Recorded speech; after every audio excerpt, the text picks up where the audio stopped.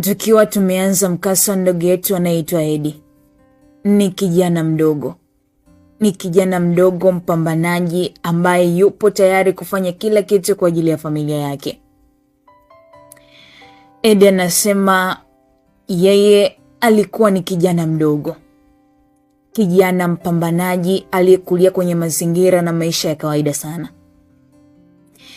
Ni kijana aliyejitolea kulea familia yake kutokana na uwezo mdogo wa kiuchumi wa familia yake. Alikuwa mtoto wa pekee kwenye familia ya baba yake. Baba yake aliitwa Francis almaarufu kama Mzee Chuma. Yeye alikuwa mchapakazi sana enzi za ujana wake. Hata hivyo alimrithisha Eddie kila kitu alichokuwa kikifanya kwenye maisha yake. Alimrithisha ile hali ya kufanya kazi kwa bidii, kupambana kama kijana wa kiume. Eddie aliweza kuwa kama baba yake. Ndio, anasema niliweza kuwa kama baba yangu. Alikuwa akifanya vibarua kwa Mhindi mmoja aliyekuwa na pesa sana. Eddie hakuwa na ndoa kwa kile kipindi. Alipenda kufanya mambo yake akishirikiana na wazazi wake kwenye kila jambo. Yaani kama angekuwa na ndoa yake basi angeshirikiana bega kwa bega na mkewe. Lakini kwa sababu hakuwa na ndoa na ni mtoto wa pekee kwenye familia ya Mzee Chuma, hivyo alishirikiana naye kwenye kila kitu alichokuwa anakifanya. Siku zilienda, miaka ikazidi kwenda mbele. Walikuwa wakiendelea kuishi maisha mazuri, Eddie pamoja na familia yake. Kipato cha familia yao kilikuwa kinatosheleza mahitaji muhimu ambayo wanapaswa kuwa nayo kwa wakati sahihi. Walikula na kufanya shughuli nyingine za kimaendeleo. Japo maendeleo yao yalikuwa ni madogo ya kawaida, lakini waliweza kufanya. Walifanya kwa nafasi yake. Wazazi wake walifurahia sana kuona wamepata mtoto mwenye upendo na mchapakazi sana. Siku moja Eddie akiwa kwenye shughuli zake za kila siku, akiwa na rafiki zake ambao walikuwa wanashirikiana kazini na kwenye mahali mbalimbali kwenye vitu vingine vya ujana, alibahatika kumuona msichana mmoja mrembo sana. Msichana mrembo kuwahi kutokea.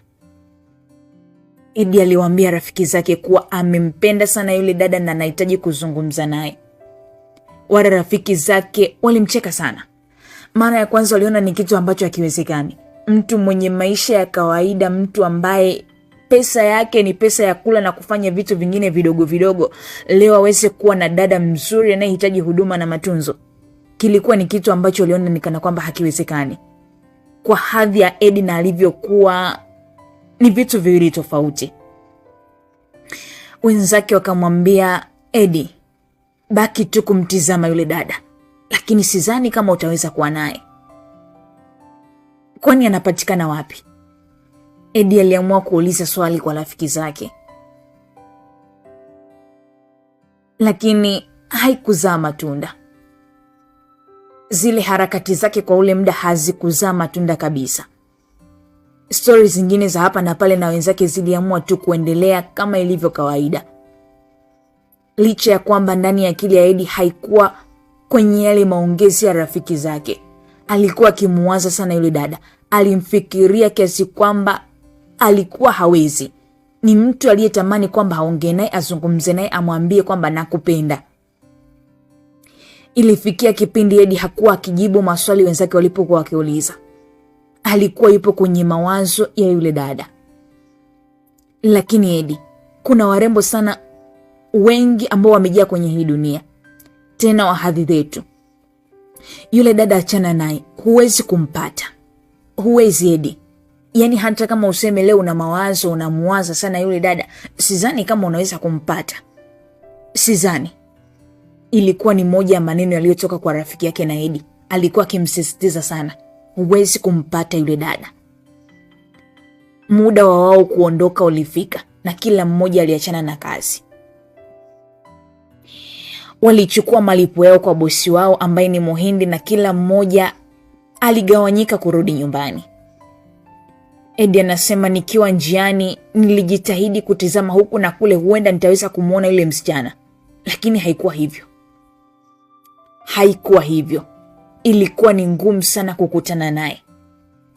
Alipita sokoni na kununua mahitaji ya nyumbani kama ilivyo kawaida. Alikuwa kila akitaka kurudi nyumbani ni lazima anunue mahitaji. Ni lazima. ni kitu cha muhimu, ameshalipwa malipo ya siku, ni lazima apeleke chakula nyumbani. Anakuambia usiku ule alipumzika. Alipumzika kwa sababu alikuwa amechoka na kazi nyingi na hekaheka za siku. Lakini mawazo yake, akili yake, kuna kitu ilikuwa ikiwaza. Na siku iliyofuata Eddie aliamka asubuhi na mapema. Alijiandaa kwenda kazini kwake, na baada ya kumaliza aliwaaga wazazi wake. Aliwaaga ili aweze kuondoka. Wazazi wake walimpatia baraka zote ambazo Eddie alistahili kuwa nazo. Alikuwa ni kijana mpambanaji sana. Alistahili kulingana na vile ambavyo alionyesha kujali familia yake. Alikuwa ni mtu anayejali. Hivyo hata mzazi mwingine yeyote angeweza tu kutoa baraka zake bila kusita. Eddie alienda moja kwa moja kazini kwao na kujichanganya na wenzake kama ilivyo kawaida. Walifanya kazi sana. Hawakujali hali ya hewa. Hawakujali chochote ambacho kipo mbele yao. Walichojua ni kupambana. Eddie anasema iwe mvua au jua, vyote havikusababisha wao kuacha kutafuta pesa. Walitafuta pesa kwa ajili ya familia zao. Eddie akiwa anaendelea na kazi mbalimbali, alimuona yule msichana akiwa anapita kuelekea duka dogo lililokuwa jirani na pale walipokuwa wakifanyia kazi. Ukisikia bahati ya mtende ndo hii. Yaani kuokota nazi chini ya mwembe ndo ilikuwa hii. Eddie alimuona yule msichana. Eddie alisimama na kuacha kufanya kazi akimtizama yule binti. Wenzake wakafahamu wazi kuwa Eddie alikuwa akimtizama yule binti na alimpenda sana, lakini waliendelea kumsisitiza, hayo mambo yako juu ya uwezo wako, haumwezi yule binti. Lakini Eddie hakujali. Moyo ukishapenda huwa hauwezi kurudi nyuma kwa chochote kile. Haijalishi ni nini. Moyo umeshapenda. Hisia ni kitu kingine. Eddie alijikumuta mavumbi na kujiweka vizuri ili aweze kukubaliana na ile hali, alafu akabiliane na yule binti. Yes. Kwenye haya maisha unatakiwa kujikubali. Kwenye jambo lako lolote unalotaka kufanya unatakiwa ujikubali. Maana usipojikubali wewe, sidhani kama kuna mtu atatokea aje kukubali wewe kabla ya wewe haujaanza. Hakufikiria kama ataweza kukataliwa au atakubaliwa. Lakini nia yake ilikuwa ni kuzungumza vizuri na yule binti. Aliamini kwamba akiwa naye basi mama yake atampenda. Ndiyo. Alizingatia pia nyumbani wanasema nini. Unajua kuna watu wengine wanaweza wakapenda wenzi wao, lakini nyumbani wasikubalike. Unaweza ukawa umempenda mtu ukienda kumtambulisha kwa mzazi akakataa. Basi Eddie alitembea taratibu kuelekea kwenye lile duka dogo lililokuwa pale jirani na walikokuwa wanafanya kazi. Alifika pale na kukuta yule binti akinunua vitu vidogo vidogo. Vilikuwa ni vitu tu, mahitaji ya nyumbani kwao. Basi Eddie alifanya na yeye ameenda kununua bidhaa. Naomba unipatie maji, nina kiu sana, alisema vile Eddie na kumpatia pesa yule muuza duka. Eddie akiwa anasubiri maji alibaki kumtizama yule binti, sijui anaanzia wapi. Atamwambia nini? Mtu kitu sio hadhi yako, utaanzaje kusema? Utasema nini? Alijikuta anakosa neno la kusema kwa yule binti. Alishia kumtizama na mwisho wa siku yule binti alimaliza kupata mahitaji aliyohitaji na kuondoka pale dukani. Kwa nini sasa? Kwa nini nisingemwambia tu? Alijiuliza Eddie na kujilaumu pale, kwa nini hajaamua kuitumia ile nafasi vizuri. Basi Eddie alijipa matumaini kwamba ataweza kuzungumza naye. Ipo siku. Kama wengi wasemavyo kwamba ipo siku, naye alisema ipo siku. Kama ameshindwa leo, basi hata kesho ataweza kuzungumza na yule binti. Eddie alirudi alipokuwa akifanya kazi na wenzake na wakaishia tu kumtizama. Hawakuwa na uhakika kama Eddie amezungumza na yule binti. Hawakuwa wanajua chochote. Lakini walimuuliza kuwa imekuwaje. Walitaka kujua kuwa amefanikiwa au hajafanikiwa.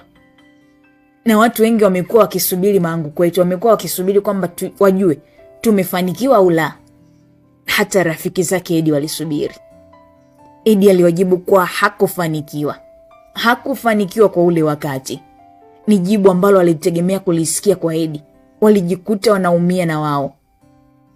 Walijikuta wanaumia. Walivaa yale maumivu ambayo walikuwa nayo Eddie kwa wakati ule. Eddie alishaonyesha kumpenda, lakini anampenda nani? Anampenda nani? Waliishia tu kumpa moyo kwamba aendelee kutafuta pesa, huenda ataweza kumpata. Huenda angeweza kumpata. Waliendelea na kazi zao za hapa na pale kama ilivyo kawaida.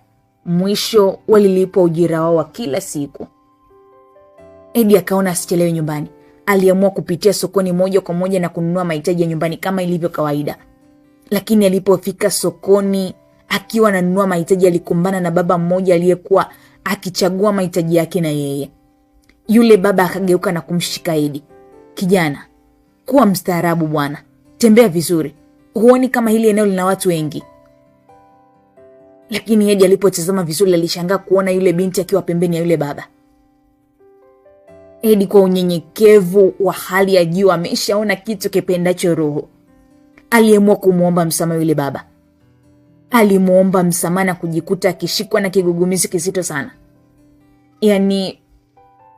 Ninaweza kusema alikuwa akimuomba msamaha baba mkwe, lakini wa kwenye mawazo, maana hajamwambia yule binti kwamba anampenda. Vipi kama akikataliwa? Si baba mkwe tena. Yule baba aliondoka na yule dada. Lakini yule dada alitazama nyuma na kumwangalia Eddie na kumkumbuka kuwa ni yule kijana aliyekutana naye dukani asubuhi. Akiwa anamtazama alijikuta macho yake yakigongana na Eddie moja kwa moja. Kijana aliyekuwa akimpenda sana. Moja kwa moja macho yao yaligongana. Eddie akakwepesha macho yake kwa aibu. Inaweza kusema Eddie alituangusha, lakini Eddie alitazama pembeni kwa aibu. Aliamua kuondoka na kwenda nyumbani, maana alikuwa tayari ameshachukua mahitaji yote ya nyumbani kwao aliyokuwa anayahitaji. Alijilaumu sana na kutembea bila kuangalia. Alijilaumu sana. Kwa nini amekumbana na yule baba? Alijikuta akiongea peke yake njiani, na hata baada ya kufika nyumbani kwao akakabidhi mahitaji yote kwa mama yake na kuingia chumbani kwenda kupumzika. Hakutaka story na mtu ile siku. Mama yake alishangaa sana. Nini hiki? Sio kawaida ya Eddie kurudi nyumbani na kufika chumbani moja kwa moja. Eddie alikuwa ni mtu ambaye anapenda story na mama yake. Kabla ya kwenda kupumzika ni lazima aongee mambo mawili matatu amhadithie ambayo amekumbana nayo mchana. Lakini kwa ile siku ilikuwa tofauti. Lakini mama yake akatafsiri kwamba huenda tu amechoka na vitu vingine vya hapa na pale, kazi zilikuwa ngumu na nini na vitu vingine. Ule usiku Eddie alilala. Asijue ni lini mambo yake yatamnyokea. Asijue ni lini ataweza kutimiza ndoto ya kuwa na yule binti mrembo aliyemvutia sana. Zilipita siku nyingi. Siku zilikwenda mbele. Na Eddie alikuwa hamuoni tena yule binti kama kawaida. Alikuwa hamuoni akienda dukani. Alihisi kwamba huenda anaenda sokoni na sio pale kwenye lile duka tena. Alijitahidi kwenda sokoni kuangalia, lakini hakuweza kumuona tena yule binti. Haikuwa hivyo. Wenzake walipomuuliza kuhusiana na yule binti, hakuwa na majibu yote ya kuwapa. Aliishia tu kufanya kazi na familia yake ili iweze kula, atimize wajibu. Lakini kile alichokuwa kikiota ndotoni kimepotea, kimeyeyuka kabisa, hakipo. Eddie anasema siku moja akiwa kazini kama kawaida yake akijituma na kufurahi pamoja na wenzake, jamaa mmoja alimshtua. Akamwambia, "Tazama upande wa dukani." Eddie, tazama upande wa dukani. Eddie aliangalia kule. Aligeuka.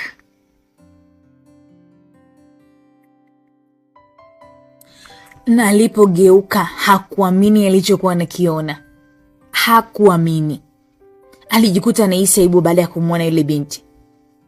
Wenzake wakawa wanamtizama yule binti na mwisho Eddie akajifanya yuko busy kuendelea na mambo yake kama kawaida.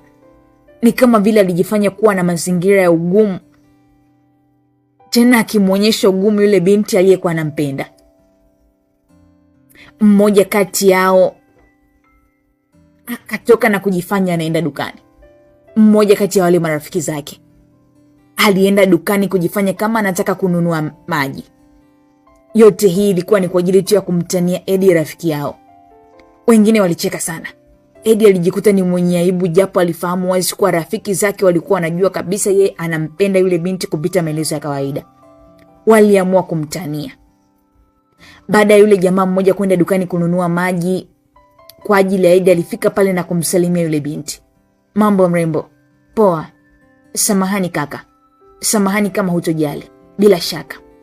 Kama utarudi pale unapofanyia kazi, naomba uniitie yule kaka aliyevaa t-shirt nyeusi. Mwambie namuomba mara moja. Yule jamaa hakuamini kama yule dada amemuita Eddie. Hakuamini macho yake. Imewezekanaje? Unamaanisha Eddie? Simfahamu jina lake, lakini nilikuwa namuomba mara moja. Nafikiri umeelewa. Yule mwenye t-shirt nyeusi. Ndio. Yule jamaa alitoka pale haraka akiwa ameshika maji na kwenda kumuita Eddie. Alifika pale walipokuwa wakifanyia kazi moja kwa moja kwa Eddie. Eddie, una bahati sana. Umewezaje kumfanya yule dada akupende? Anakuita. Nenda kamsikilize. Msimfanyie hivyo Eddie bwana. Kapenda. Unajua amependa kweli jamaa yetu. Msimfanyie hivyo. Atajisikia vibaya. Ni mmoja kati ya rafiki zake ambao alichangia mada. Alijua kwamba anataniwa, kwamba ameitwa kule dukani na sio ameitwa. Eddie aliendelea na kazi zake kama kawaida. Alijua wazi ni utani wa ndugu zake tu pale ambapo ameshazoea kumtania, wanaenda dukani wanafanya nini na vitu vingine vya hapa na pale. Lakini kwa ile siku haikuwa hivyo. Eddie, kweli yule binti anakuita. Eddie aliamua kugeuka na kutizama. Baada ya Eddie kutizama kule alipokuwa yule binti, akaona hana budi kwenda.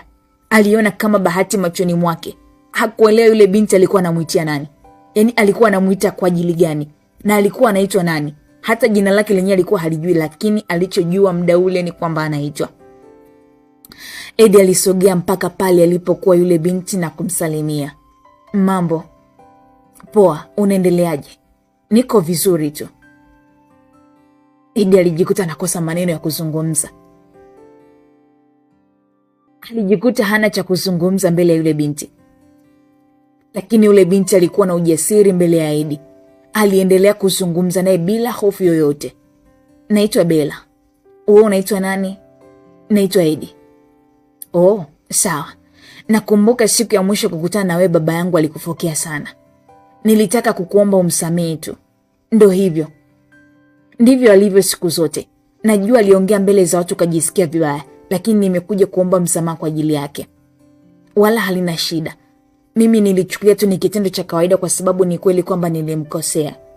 Alikuwa na haki ya kunisema vile. Nashukuru sana. Nilikuita kwa hilo tu, lakini kama utamsamehe basi hakuna shida yote kati yetu. Sawa, hilo halina shida. Asante. Poa, nikutakie kazi njema.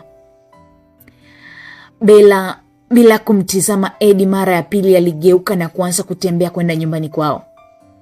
Eddie alibaki pale pale akiwa amesimama. Alikuwa amezubaa na mtizama Bella. Ilikuwa ni siku ya bahati sana kwake kuzungumza na mwanamke aliyempenda kwa moyo wote. Yes, ilikuwa ni siku ya bahati. Yaani ni kwamba mtu umesubiri kitu kwa muda mrefu alafu kinakuja kutimia bila matarajio yako. Hakuamini kama ingekuwa rahisi hivyo kuzungumza na yule binti. Hakuamini. Lakini kipengele kilichokuwa kimebaki kwake ni jinsi gani ataweza kumwambia Bella na akubaliane na moyo wake. Swali ni je, Bella yuko peke yake? Hana mwenza?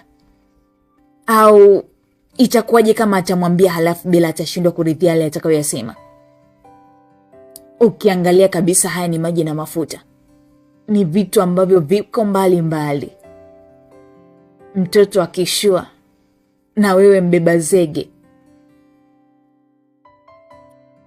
Hayo yote alikuwa ni maswali ambayo Eddie alijitengenezea kichwani mwake.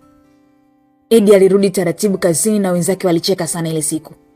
Walicheka sana kuzani kwamba Eddie atakuwa ameshamaliza kila kitu kwa yule binti. Lakini walishangaa sana kumuona Eddie akiwa na wa kawaida sana. Akiwa wa kawaida. Alikuwa tu ameenda kusalimiana na Bella. Hakukuwa na mazungumzo ambayo yangewafanya hao wawili kuwa wapenzi. Salamu. Kama wasemavyo salamu haitii mimba. ilikuwa ni salamu tu. Siku moja Eddie akiwa ameduaha na hili wala lile, alishtuliwa na wenzake kana kwamba Bella alikuwa akija kupande hule aliyokuwa anafanya kazi. Kila mmoja alisimama na kuacha kile alichokuwa kikifanya. Ndio, walisimama na kumtizama binti aliyekuwa anakuja.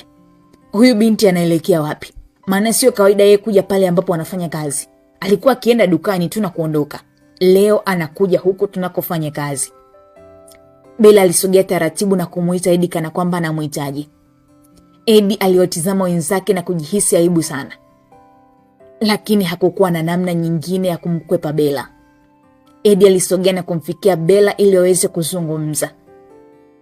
Eddie, uko sawa? Ndio, niko sawa. Hapana, hauko sawa. Mbona kama haupo kwenye ile hali yako ya kila siku? Nipo sawa tu. Bella alijua wazi kwamba Eddie alikuwa akihisi aibu mbele ya rafiki zake. Bella akamwambia Eddie kuwa watoke pale na kwenda mbali kidogo ili waweze kuzungumza kwa uhuru. Tunaenda wapi? Na kuomba mara moja Eddie. Eddie alisogea mpaka pale alipokuwa Bella na kusimama kumsikiliza. Sikia Eddie, najua haujanizoea vizuri na wala haunifahamu kwa undani, lakini nilikuwa nina shida moja tu kama hautojali rafiki yangu. Naomba unisaidie. Shida gani Bella? Kama hautojali, naomba unisaidie kiasi cha pesa. Kuna kitu kinanitatiza sana na kuomba kama hautojali.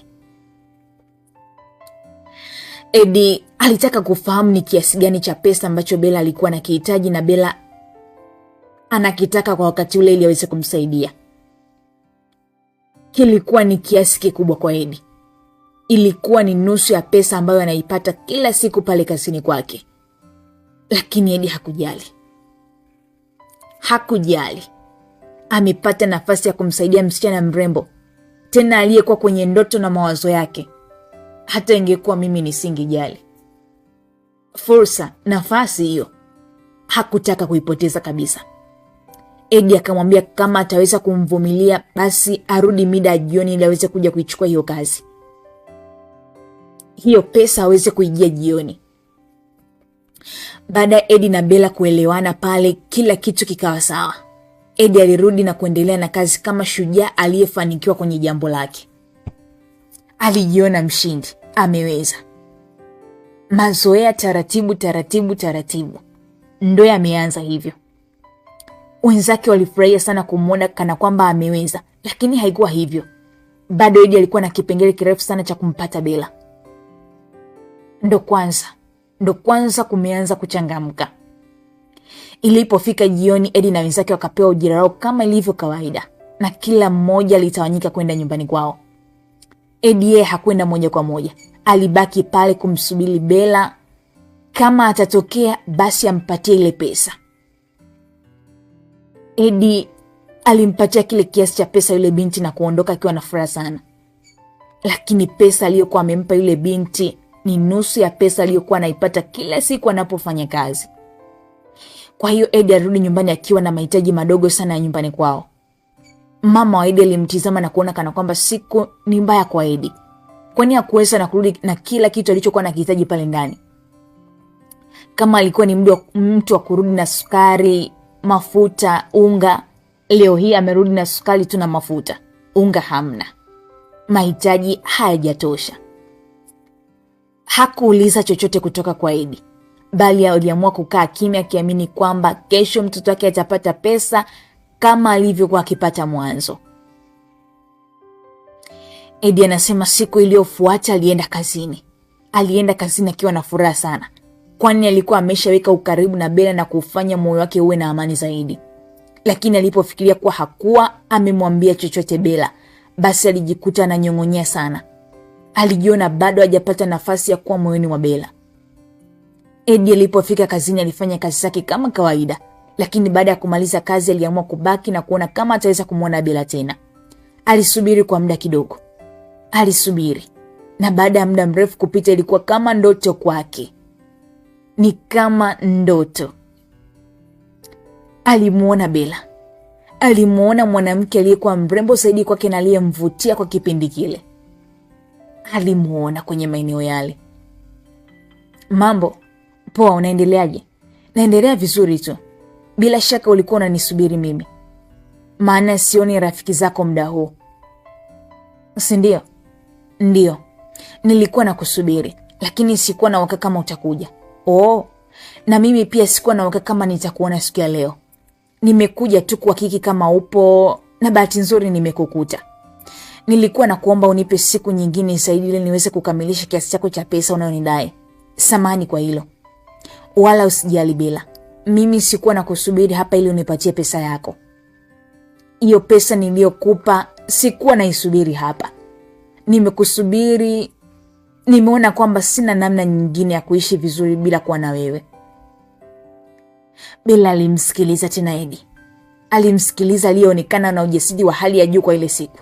Hakuwahi kumuona vile, hakuwahi kumzoea vile, lakini leo ni siku ambayo Edi amekuwa na ujasiri. Sijakuelewa Edi. Labda nikuulize swali moja Bella. Una mahusiano? Bella alitaka kutikisa kichwa huku akimtizama Edi na kuelewa kuwa alikuwa anahitaji nini. Kwa nini umeniuliza hivyo? Edi alijikaza na kuamua kuzungumza jambo lilomfanya awe mnyonge sana kwa Bella. Nilikupenda siku ya kwanza kukuona.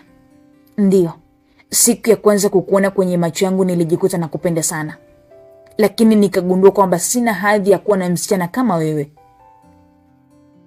Ukitazama maisha yangu na mwenendo wangu utagundua hilo. Nafikiri ipo siku nitapata maisha ya kufikia hadhi ya mwanamke kama wewe Bella. Lakini kwa sasa sina.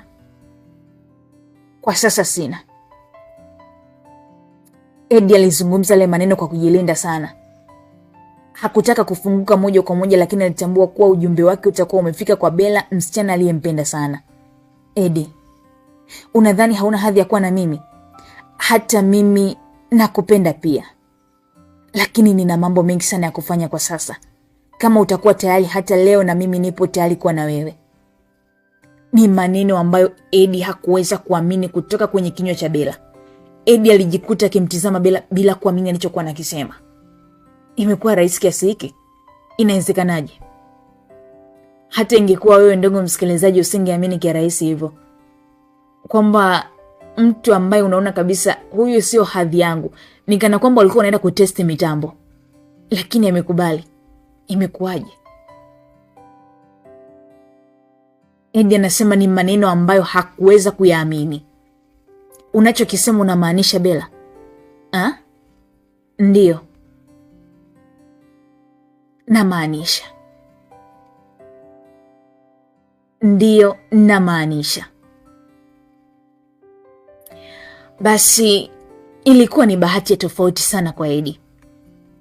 Edi na Bella waliingia kwenye mahusiano rasmi kabisa. Rasmi kabisa.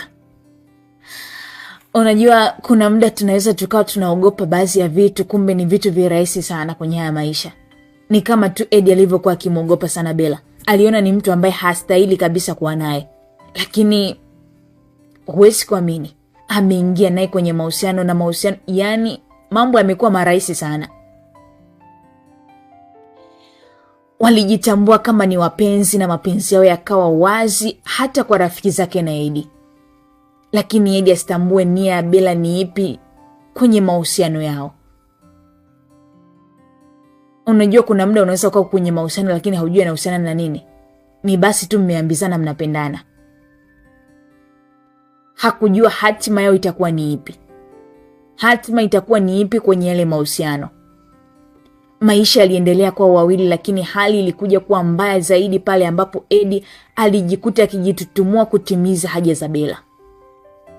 Ndio, kizuri kina gharama. Ilifika kipindi nusu ya pesa ya Edi ya kila siku inagawiwa kwa Bella, msichana aliyekuwa anampenda sana. Pesa nyingine iende nyumbani, pesa nyingine iende kwa Bella. Edi alimpatia hizo pesa kila ilipoitwa leo. Kila alipomaliza kazi na kuagana na Bella basi alimpatia pesa. Edi akajikuta anashindwa kutimiza mahitaji ya nyumbani na kupelekea migogoro mingi sana nyumbani kwao. Mama yake alijitahidi kumhasa Edi kufanya kazi kwa bidii, lakini Edi alitoa kwa sababu alikuwa ameshapata kitu kingine cha kuhudumia. Mama yake huenda alijua amepunguziwa kazi kule, analipwa pesa kidogo, lakini haikuwa hivyo. Mambo yalikuwa mambo. Baba wa Edi alipata zile taarifa.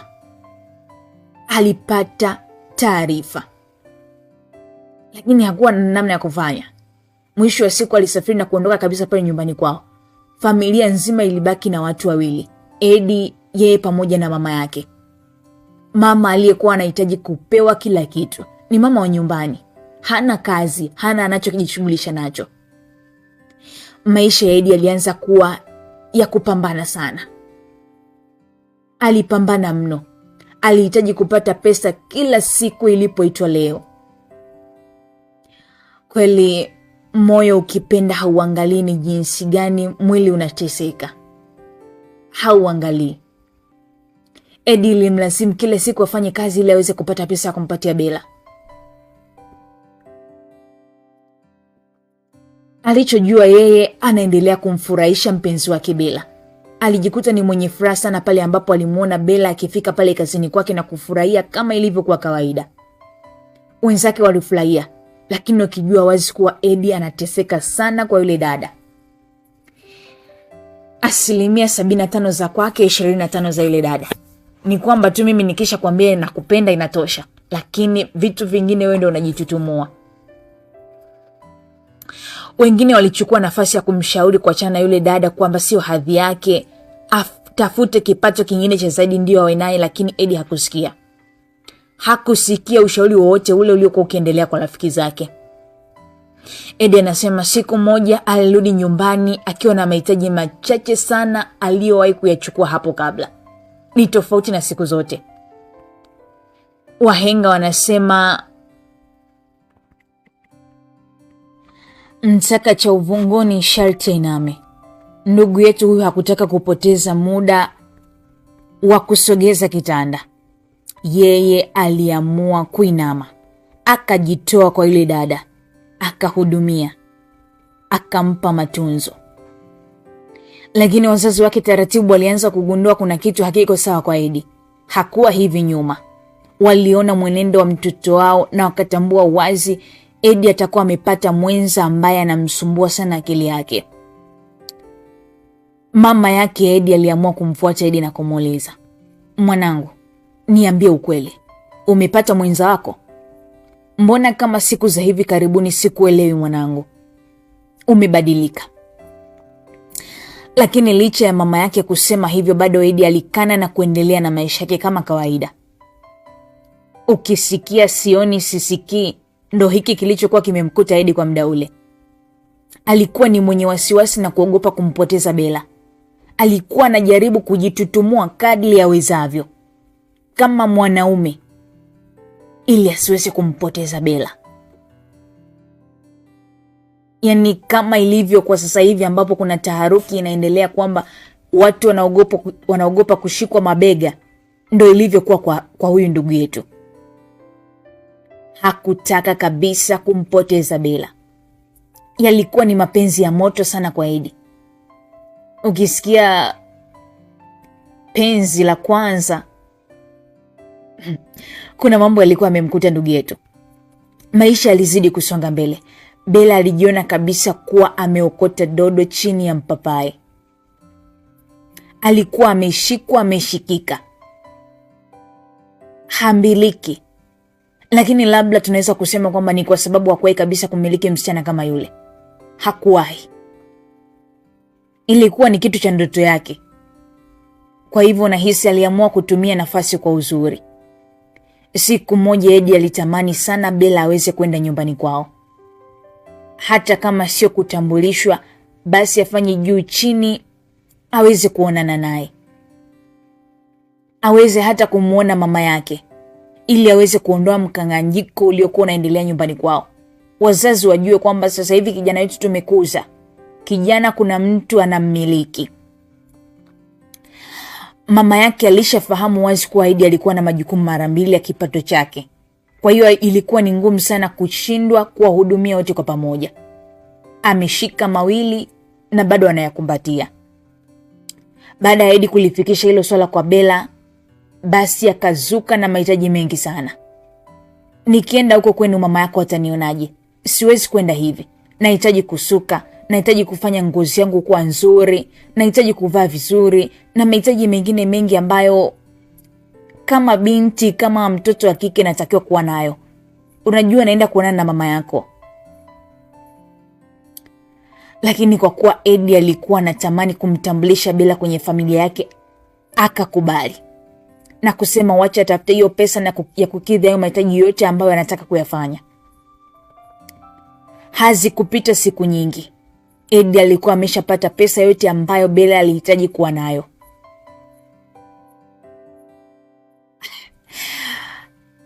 Huyo kijana alikuwa anateseka, inaweza kusema hivyo. Alitafuta ile pesa yote na kumpatia. Mazingira yaliwekwa sawa nyumbani kwa kina Edi na kila kitu kilikuwa sawa. Lakini Bella hakuwa ametoa taarifa popote pale. Yeye alichokuwa anajua yupo na Edi, lakini masuala mengine alikuwa hasemi. Siku hiyo Edi akiwa kazini aliwaambia rafiki zake kuwa siku ya leo anaenda kumtambulisha Bella nyumbani kwao. Wale rafiki zake walifurahi sana. Wakatambua pale kweli Edi yuko serious. Walimpa pongezi. Walijua labda ameshakubaliwa kabisa kuoa na atakuwa mwanaume mwenye bahati sana kama akifanikiwa. Muda mchache kidogo yule dada alionekana kwa mbali na wenzake wakamshtua Edi. Alikuwa amevalia nguo nzuri yenye nakshi za kuvutia. Alionekana mrembo zaidi ya jana. Wenzake walimwambia kama ni msichana mrembo basi umepata. Bado pesa tu. Bado maokoto. Walimtania na kumwacha mfuate mrembo wake pale alipokuwa. Edi alitoka na kwenda kumsalimu Bella. Umependeza sana Bella. Sijui nyumbani watafurahi vipi wakikuona kama wewe mkwe wao. Bella alicheka kidogo. Kawaida. Alijibu jibu dogo ambalo lilimkatisha Edi na sifa zote alizokuwa akimwagia Bella. Alitegemea kwamba naye atajibiwa sentensi ndefu labda za furaha na shangwe na vitu vingine vya hapa na pale. Tunaenda saa ngapi? Mimi nimeshatoka. Nataka nije nikae kidogo tu hapa na baada ya hapo safari ya kuelekea huko inaendelea. Unaenda wapi? Kwa rafiki yangu. Lakini mimi nipo kazini muda huu. Unaonaje uende kwa hao rafiki zako na baadaye urudi hapa ili tuweze kupitia nyumbani kwetu? Haiwezekani Edi. Sitaweza kufanya kitu kama hicho. Sawa. Kama ni hivyo tunaweza kuongozana kwenda nyumbani kama nilivyokuambia. Edi akasema vile na kumuelekeza Bella mahali pa kukutana. Yeye akiwa anaenda kuomba ruhusa kwa bosi wake ili aweze kutimiza mambo makubwa aliyokuwa anahitaji kuyatimiza kwa muda ule. Alipofika kwa wenzake walieleza kila kitu na walimsifia. Jamaa, umeupiga mwingi sana. Pale umepata mtu. Dunia yote ni yako baba. Ni maneno kede ambayo walimsifia Edi. Edi alicheka na kuondoka. Lakini wapo wachache waliomtazama Edi na kutikisa kichwa. Walitikisa kichwa. Waliona kwamba Edi alikuwa ameshapoteza future yake kabisa kwa mwanamke kama yule. Safari ilianza kuelekea nyumbani kwa kina Edi ambako familia yote ilikuwa iko huko. Maisha yalianza kubadilika pale walipofika tu. Edi alimkaribisha Bella ambaye alikuja kuonekana wa hadhi ya juu zaidi ya Edi. Mama yake alimkaribisha Bella. Alimkaribisha kwa furaha ya mdomoni tu. Alijua wazi kuwa huyu ndio mwanamke anayemfanya Edi kuisahau familia yake. Mwanamke anayegawa pesa ya Edi kila mmoja apate kidogo. Alimtizama sana. Hakuwa na maswali mengi kwa Bella zaidi ya kumkaribisha, lakini hakuwa na furaha ndani ya moyo wake. Hakuwa na furaha. Kwanza namna Bella alivyokuwa amevaa, muonekano wake wote haukuwa wa hadhi kuwa sawa na Edi. Nguo za gharama. Hata miondoko ya Bella tu ilimfahamisha mama yake kuwa huyu ni wa viwango vingine. Huyu sio wa hadhi ya mwanao. Mazungumzo yaliendelea pale ndani. Yaliendelea kwa kina na kwa muda mrefu kidogo. Lakini baada ya muda Bella akawa amepigiwa simu kila dakika. anapigiwa simu. Ndipo alipoamua kuaga na kuondoka sehemu aliyokuwa anaenda. Bella mpenzi wangu, kwa nini usisubiri hata kidogo? Nina safari. Siwezi kusubiri hapa kwa muda zaidi. Tafadhali Bella, kaa na mama hata kidogo tu. Eddie, nakuomba unisikilize mke wako mtarajiwa. Eddie baada ya kusikia vile akakubali na kwenda kuzungumza na mama yake. Mama yake hakukataa wala hakutaka kumbembeleza Bella. Akamwambia Eddie muache aende. Mnaweza kwenda tu. Wala hakuonyesha kwamba amechukizwa au vyovyote vile, hakutaka. Hakuonyesha uungwana wa aina yoyote, alikuwa kawaida. Mnaweza mkaenda. Hayo yalikuwa ni maneno ya mama yake na Eddie. Mama aliyekuwa amekatishwa tamaa. Mama aliyeona kwamba mwanangu anagharamikia mara mbili zaidi. Eddie alishindwa kabisa kuelewa. Alishindwa kuona ule utu wa mama yake kama kwa mkwe mtarajiwa. Labda aonyeshe ukarimu fulani, jamani ndo unaenda ndo unaondoka. Hakufanya hivyo. Mnaweza mkaenda. Bella alitoka taratibu na kuanza kuondoka. Hakukuwa na mazungumzo yoyote, lakini mambo yalionekana kuvurugika pale ndani. Eddie alitoka kwa haraka na kumfuata Bella. Naweza kukusindikeza kama una moyo huo. Eddie alimfuata Bella na wakawa wanatembea taratibu.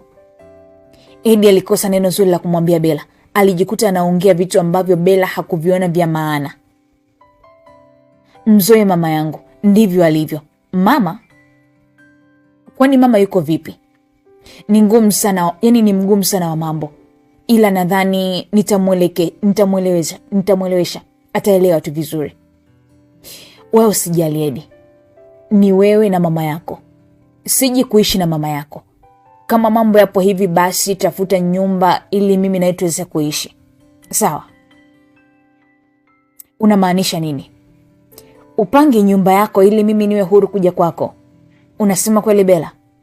Kweli. Na kuahidi kuja kukusaidia kama mke wako kama utafanya hivyo. Eddie alijikuta akifurahia sana yale maisha na kuendelea kupiga story bila kufikiria kwamba anaiacha familia yake kisa mwanamke ambaye hana uhakika naye bado. Familia iliyomlea, familia iliyomfundisha kazi hizo anazozifanya, familia iliyomtoa mbali, lakini leo mwanamke anakuja kuingilia kati na kubadilisha kila kitu. Walifika mahali ambapo Bella alipanda taksi, akamwacha pale Eddie akiwa ameduatu. Lakini leo hajaniomba pesa.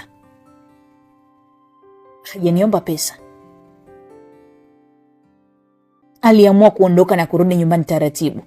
Alipofika alimkuta mama yake akimsubiri kwa hamu kubwa sana. Eddie mwanangu, umeniletea nini nyumbani kwangu? Kivipi mama? Umeniletea kahaba nyumbani kwangu Eddie? Mama, yule ni msichana mtulivu sana, sio kahaba mama. Mimi namuona kila siku wala hana mambo mengi. Usimjaji kwa mavazi yake. Nitambadilisha utakavyo. Unaweza kumbadilisha mwanamke wewe? Ulisikia wapi mwanamke anabadilishwa hivyo? Tena kwa mwanaume wa aina yako. Kama amekubali kuolewa na mimi basi amekubali masharti nitakayompa. Wala usijali mama. Haya. Pesa iko wapi ya mahitaji ya leo? Ndani hakuna kitu chochote mwanangu. Mama, si unaona nimerudi mapema? Nimerudi mapema kukuletea mkwe wako. Sijafanya kazi yote leo, ila usijali, tutakula. Nina pesa ndogo ya akiba yangu. Ipo siku hatutakula kwa kupeleka hizo pesa kwa huyo kahaba wako. Ipo siku. Mwanamke anavaa nguo za bei kubwa wakati mwanaume wa familia yako inakufa kwa njaa. Ndio. Mwanamke amependeza. Sisi humu ndani mahitaji tu ya siku ni mtihani. Eddie alimtizama mama yake bila kuzungumza chochote.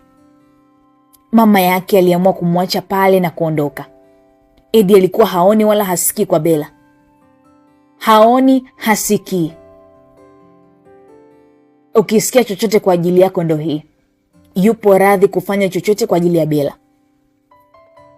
Baada ya pale mambo yalianza kubadilika. Maisha, furaha ilipotea nyumbani, pesa haionekani tena. Bella aliamua kukaza kila sehemu.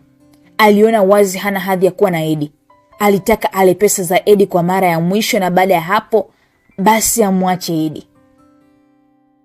Ndio, si amejileta mwenyewe, alijipeleka mwenyewe. Mabadiliko ya maisha alianza. Bella akawa anahitaji vitu vya gharama sana, vitu ambavyo vilimchukua Eddie wiki nzima kupambana kupata hiyo pesa, akiwa na imani kwamba yule ndio mke wake na hakuna mwanamke aliyekuwa na gharama. Kila mwanamke ana gharama, na Eddie aliamini kwamba yeye kumpata yule mwanamke ni lazima agharamike. Alifanya hivyo. Wenzake nao wakiwa wanampa moyo kuwa hakuna mwanamke wa bei rahisi, lakini wapo wengine waliokuwa wakimshauri Eddie bila kupepesa macho. Walimwambia, wapo wengi wa hadhi yako, unaweza ukaachana naye. Lakini hawakusikilizwa chochote. Walionekana ni wenye wivu na hawakupendwa kabisa na Eddie. Alikuwa hawasikilizi. Walionekana kana kwamba wanataka kudidimiza kile ambacho yeye ameshakianzisha kwa muda mrefu. Ndoto yake ambayo alikuwa anaiwaza siku nyingi, leo hii ije kupotea hivi hivi. Eddie anasema siku moja aliamua kuzungumza na Bella, binti mrembo mwenye sura na umbo lake mjini. Bella, nilikuwa nina ombi moja. Ombi gani? Unipe muda wako kidogo tu, niweke mazingira ya nyumbani vizuri na mazingira ya mimi na wewe kuishi. Kivipi? Nataka niweke pesa kwa ajili ya maisha yetu, alafu mimi uje kuishi maisha mazuri hapo baadaye. Eddie, tafakari. Kama umeshindwa kunitunza useme. Sawa, wapo wanaume wengi sana wanaonihitaji, sio wewe peke yako. Basi nipunguze gharama kidogo, au nikwambie tu ukweli nisikuchoshe. Nikwambie tu ukweli, sitaki dhambi ya kuchukua pesa ya maskini. Naomba uendelee na maisha yako.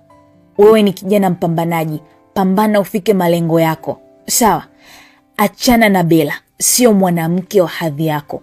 Nakupenda ila bado hujafikia level yangu.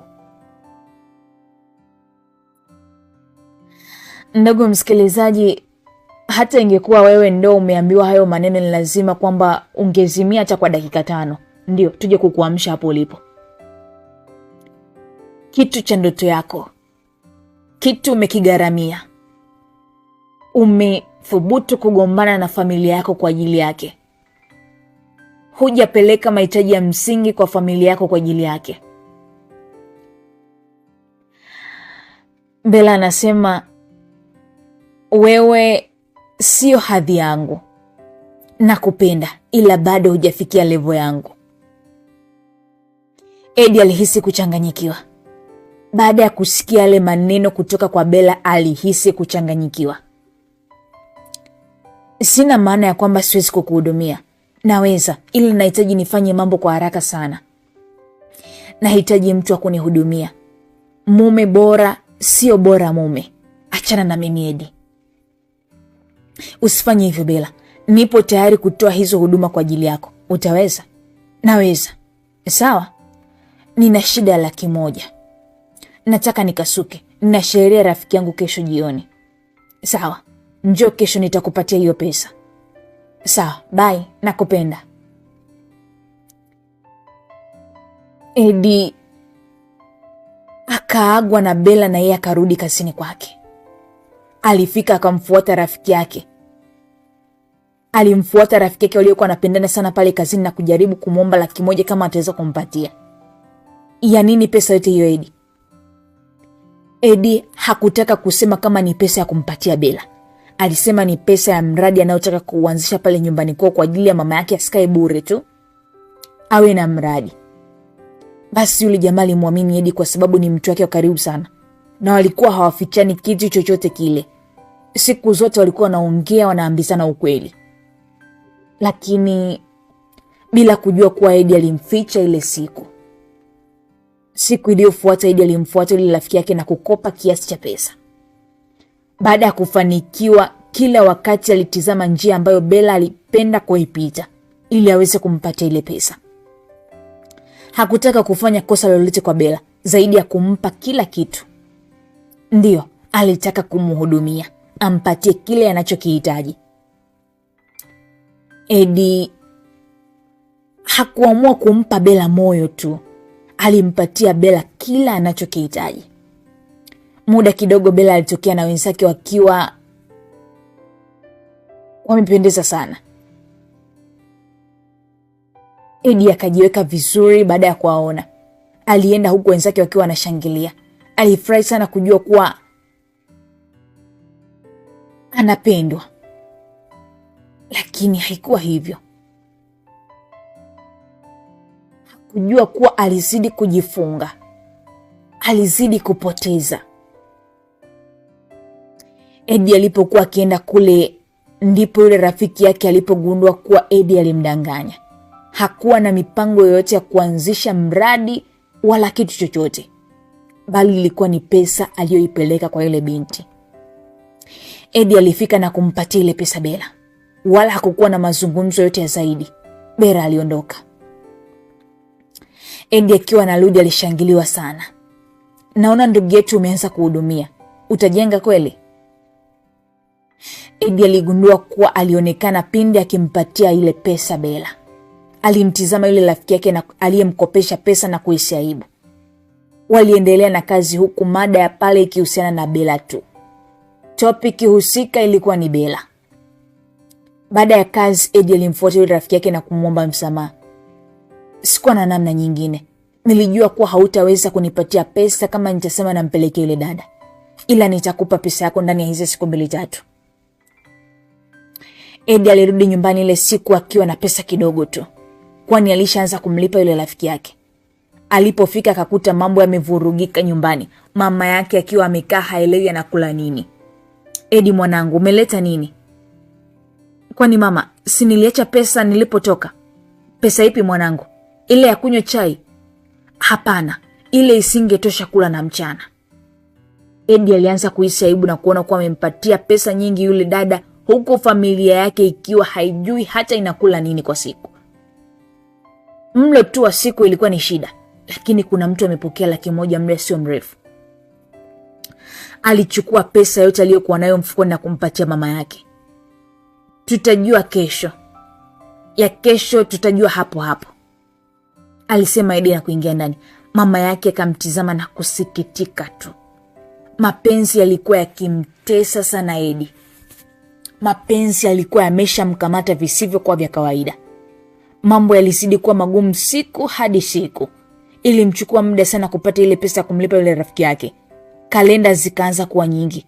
Binti akawa anahitaji mahitaji makubwa kila siku. Na mwisho wa siku Edi alijikuta akiingia kwenye madeni mengi sana pale kazini kwake. Karibia kila mtu alianza kumkopa. Nikopeshe. Atatoa wapi pesa ya kumhudumia?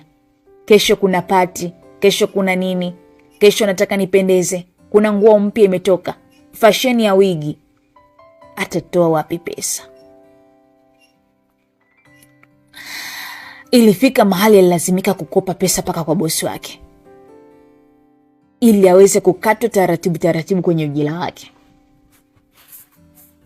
Maisha ya Edi yakawa yanaenda hivyo, siku hadi siku. Siku hiyo yule rafiki yake akaona sio kweli Edi kuendelea kuishi vile. Ameshajaribu kumshauri sana lakini ishashindikana. Edi alishikwa akashikika. Sijui yule mwanamke alimpa nini. Kuna kitu cha tofauti alimpatia. Ndio. Siku moja yule rafiki yake alikutana na yule Bella njiani na kuamua kuzungumza naye. Wewe msichana, najua unamtesa sana Edi, lakini naomba uachane naye. Unampa tabu tu. Sio msichana wa hadhi ya Edi. Muache kaka watu waende. We kaka, wewe ndio Edi? Wewe ni moyo wa Edi au ndio msemaji wake? Umekuwa Alikamwe wa Ahmed Ali, Wewe ndio Edi sio? Naona unataka kupanda viwango fulani hivi. Au unataka kuwa msemaji wa serikali? achana na maisha yetu. Kwanza hili litafika kwake. Wivu tu. Kama unanitaka sema, uongeze dau la juu zaidi. Nitakuwa mali yako. Yule jamaa alimtizama yule dada. Hakuwa na namna nyingine ya kumuondoa rafiki yake kwenye ule mtenange ambao alikuwa ameshauingia. Hakuwa na namna.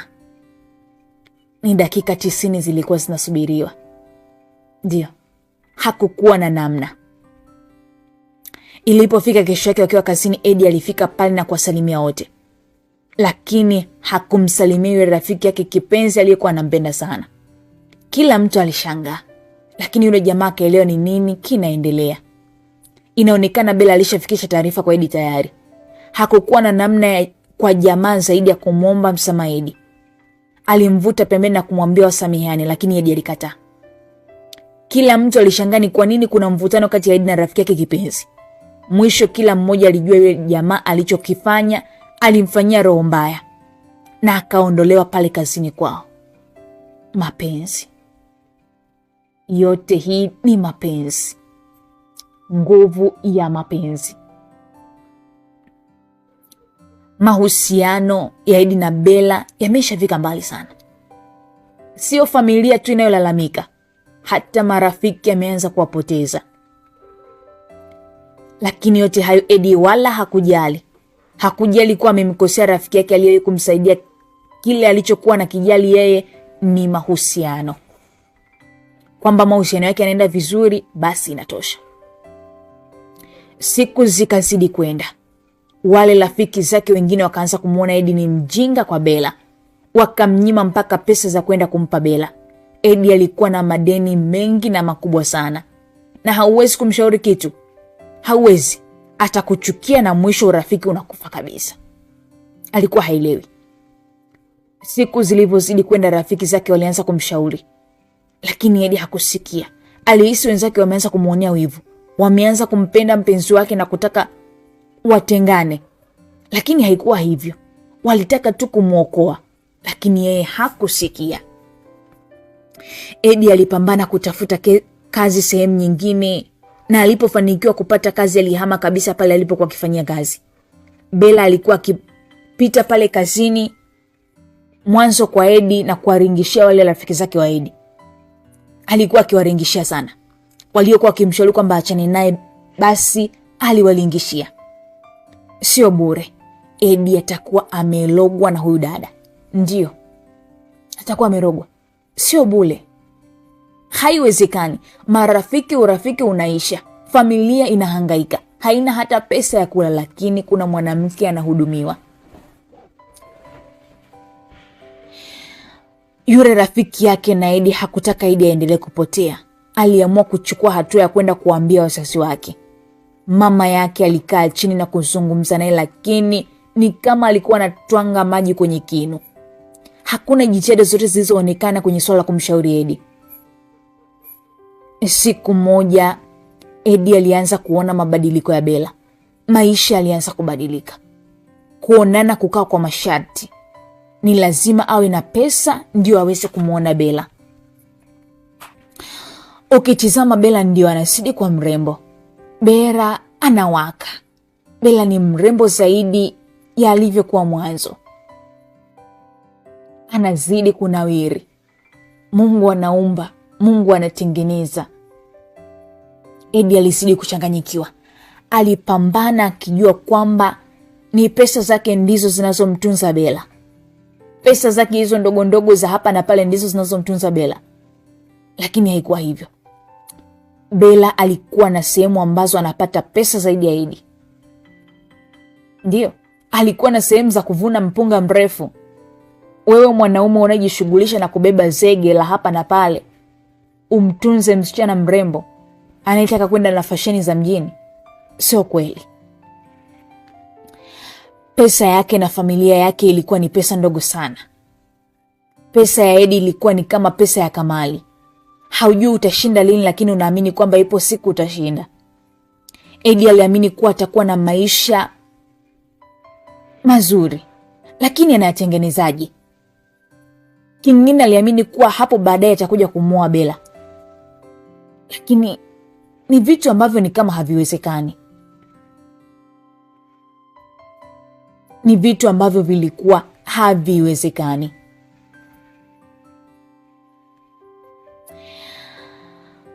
Ushauri kutoka kwa watu mbalimbali haukusaidia.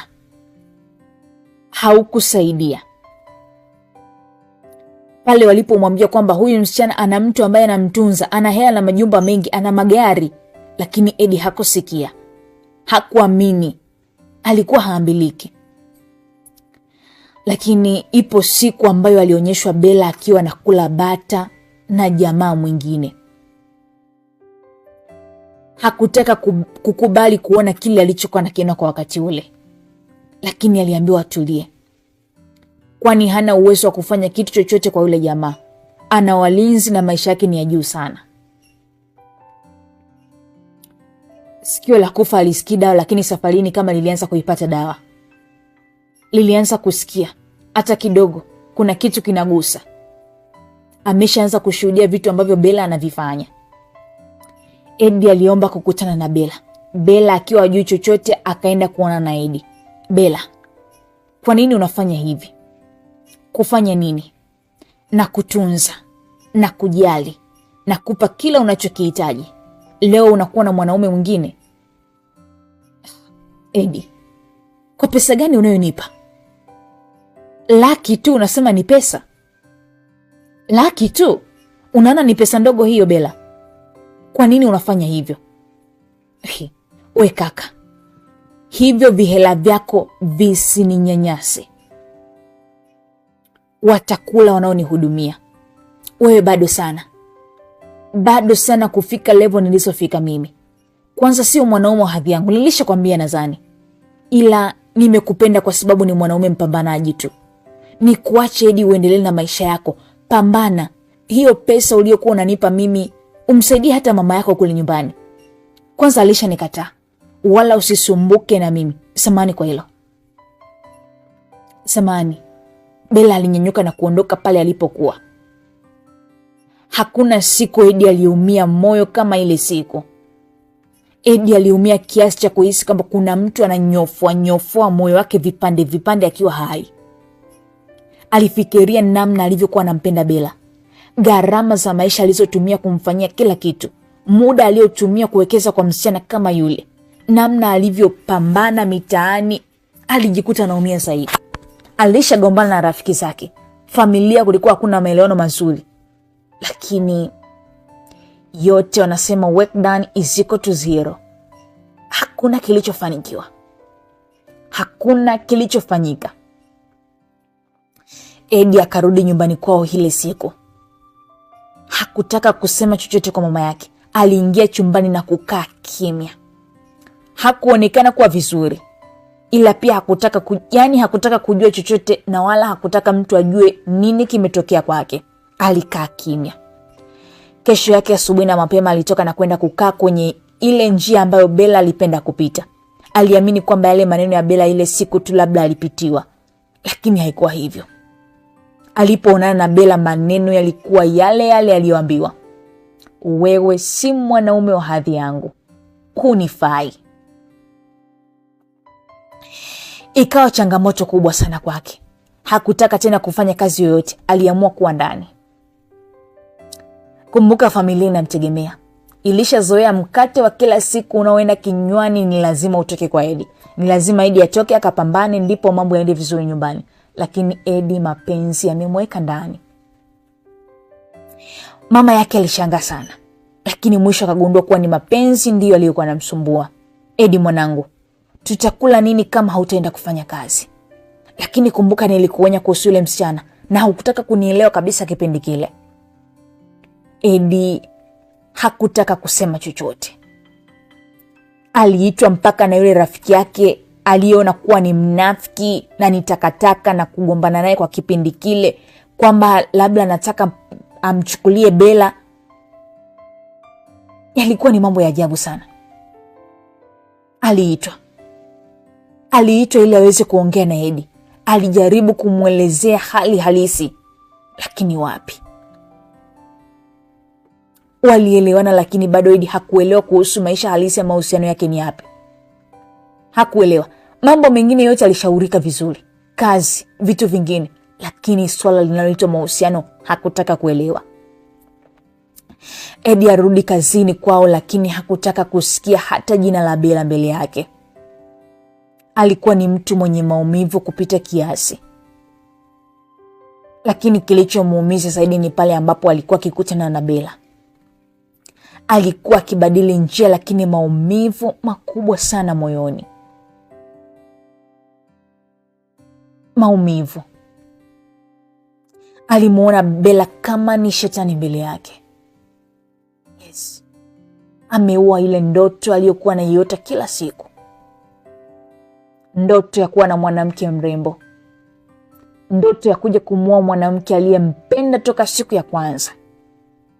Lakini ndio maisha ya mapenzi. Wenzake walijaribu kumuelewa na walimuelewesha. Walimsi aendelee na maisha yake ya kawaida na aachane na aache kumwaza Bella. Ila nguvu ya kutafuta pesa kwa ajili ya mwanamke msaliti ndio aliyotumia kutafuta pesa kwa ajili ya mama yake. Ndio aliamua kugeuza hivyo. Maisha yalienda vizuri kwa upande wao. Mama yake akafurahi sana kwa utafutaji wa Eddie. Ameshabadilika. Amekuwa kijana mwingine sasa. Lakini bado kidonda kile kiliendelea kumshambulia siku hadi siku. Taswira, mazingira yalikuwa bado yanamshambulia kwa kipindi kirefu sana.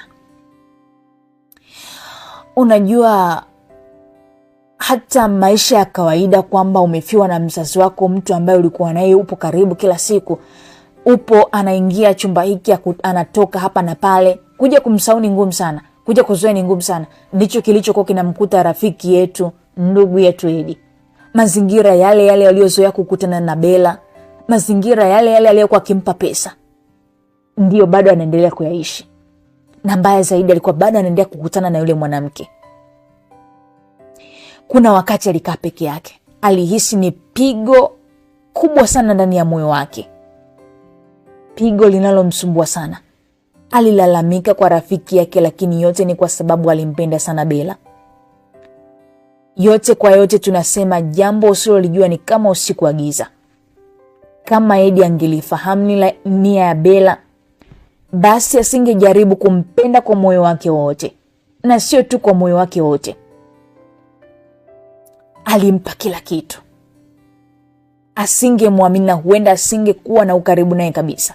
Angekaa mbali. Hii ilikuwa ni funzo kubwa sana kwa Eddie. Funzo ambalo alilipata kwenye maisha yake. Aliwekeza vitu vingi sana. Aliwekeza ndoto. Kitu alichokuwa na kiota kwa muda mrefu kimeshindwa kutimia. Imebaki tu kuwa ndoto. Unaweza kuwa sahihi lakini usipate mtu sahihi. Na utakapopitia hayo maumivu, cha msingi unatakiwa urudi kupambana. Urudishe maisha yako. Kwa sababu baada ya hayo yote maisha lazima yaendelee. Focus na kile unachokifanya. Rafiki yetu Eddie alimkuta mambo. Yalimkuta. Je, wewe limekukuta? Umeshawahi kupitia kama hali aliyoipitia Eddie? Kuwekeza muda, mali na kila kitu kwa ajili ya mtu, na bado akahesabu kama hakuna kitu. Na kama ulimeshawahi kukukuta jambo kama hilo, ulichukua hatua gani za kukubaliana nalo? Au ulikabiliana nalo vipi? Uliwezaje kurejesha maisha yako ya zamani? Na mpaka sasa tunaona unaendelea vizuri. Mpenzi msikilizaji wa Simulizi Nako Story, usisahau kusubscribe channel yetu ya YouTube kama haujafanya hivyo.